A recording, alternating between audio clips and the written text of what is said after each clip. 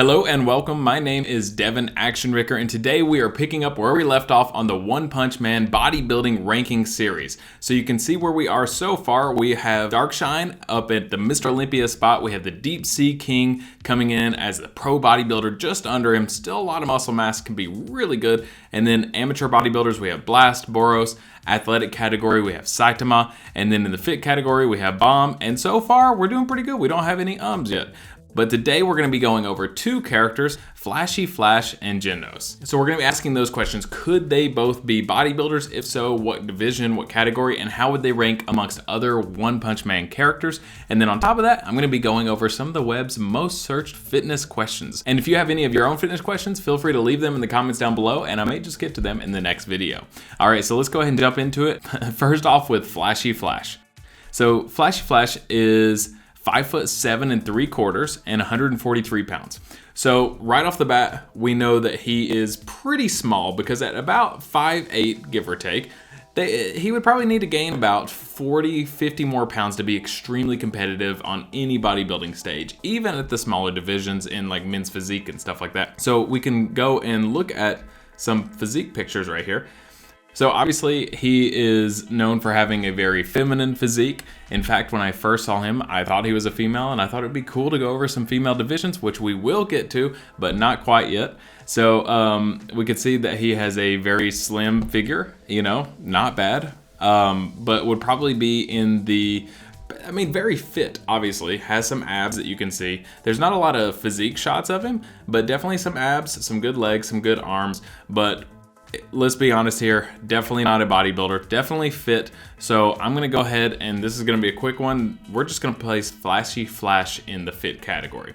Now, we've got another hard one with Genos because he obviously is not totally human, more of a cyborg kind of thing. And he comes in at 5'10". We don't know his weight or anything, but we can tell, just like a lot of the other characters, he has a pretty good shape to his physique. You could see, like right here, really broad shoulders, a big broad chest as well, pretty decent lats, and then a slim and narrow waist to go with that. Obviously he's a cyborg. Obviously we're just gonna be taking a lot of guesses. Even on a stage, it would just be impossible to really rank him from a bodybuilding perspective. So we're gonna go with what we have. Obviously his conditioning would be like 0% body fat too.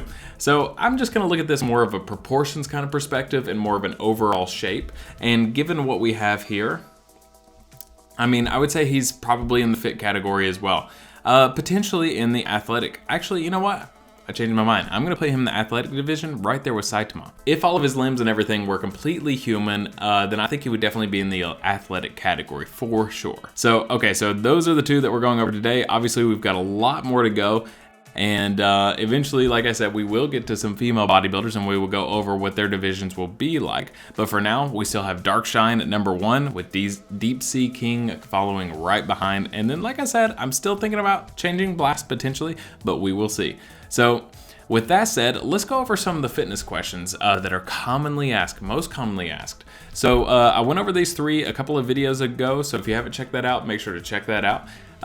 Let's go over, starting with this 4th one down here. How much weight should I use when weight training and strength training? So that really just depends on yourself. Like, where are you? Are you brand new to lifting? Are you intermediate? Are you advanced? And then what we use is a system called RIR. So reps in reserve. So what you want to do is you want to take a mesocycle of training, which is about, like we said, 4 to 6 weeks of training. So after that, you want to kind of switch it up and go into a new mesocycle and, do different reps, do different sets, do different exercises. But for each individual mesocycle, you want to start with an RIR of about 3 or 4, so reps in reserve. So let's say you're doing bench press, and let's say you can do 100 pounds.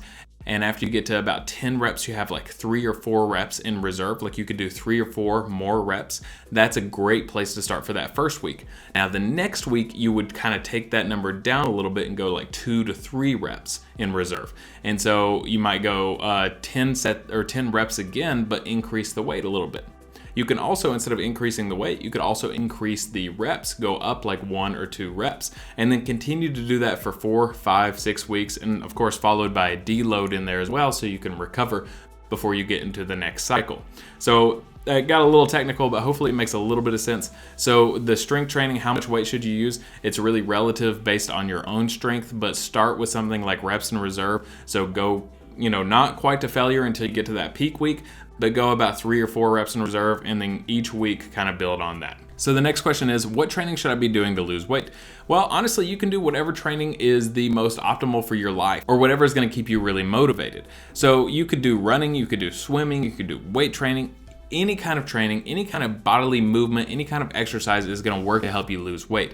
The important thing is that you're just doing it and you're staying consistent, and that you're having a good nutrition plan as well. So you should be having a hypocaloric diet, which means that you're burning more calories than you're actually ingesting. That's the most important thing. Even more important than the weight training that you're doing or the exercises that you're doing. You could literally go run a marathon, but if you're eating 10,000 calories a day, you're not gonna lose that much weight, right? So overall, it is a calorie balance with what you're taking in, what you're burning. You wanna burn more than you're taking in, but also balance that with how much you're exercising. And even with exercising, let's say you absolutely hate cardio, all you have to do is walk. If you could just get out and walk, if you're averaging like 3,000 to 5,000 steps a day, get out and take that up to 6,000 to 7,000 steps a day, or 7,000 to 8,000 steps. A really good target number to kind of hit is like 8,000 to 10,000. That range is a really good place for losing weight. And if you could do a little bit more, that's even better. All right, so the last question is, how often should I rest? Now there's several different types of resting. So one is you have it from a macro cycle, like you're looking at,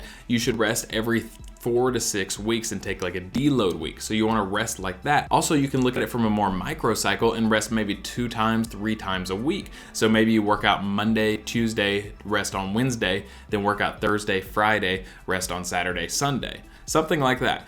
So I would give yourself at least 1 rest day, if not 2 or 3 a week, depending on where you are in your training and your goals. But also we can focus in even a little bit more onto the actual workout itself. And in the workout, how often should you rest? Well, obviously in between every set you should be resting, but how long should that actually be? Well, it's usually about 1 to 3 minutes. It depends on how intense it is. If you're lifting like extremely intense and it's peak week, you may be upwards of like 5 to 7 minutes or so. But if it's like your first week or it's a deload week, you may be down to like 30 seconds in between. So it really just depends on where you're at in your training and how much rest you need. Just make sure that your body is fully recovered, you've gotten your breath back down to normal, and you feel like you can get the next set. Those are the most important factors when deciding how long to rest. All right, so going back to the original question, could Flashy Flash and Genos be bodybuilders? Probably not, to be honest. They're both athletic and both fit and in good shape, but probably not bodybuilders. And where would they rank? Somewhere towards the bottom, somewhere in the athletic / fit categories. We'd certainly have, especially in the One Punch universe, much bigger, much more muscular characters that are going to perform a lot better here. And then we went over the web's most commonly asked fitness questions, and we can go over a couple of more of those. But if you have any fitness questions at all, feel free to leave them in the comments down below, and I might just get to them in the next video. Thank you so much for watching part 6, I believe, of our One Punch Man bodybuilding ranking series. I hope you're enjoying it so far, and make sure to tune in tomorrow for the next one. Like and subscribe for more, and I'll catch you in the next video.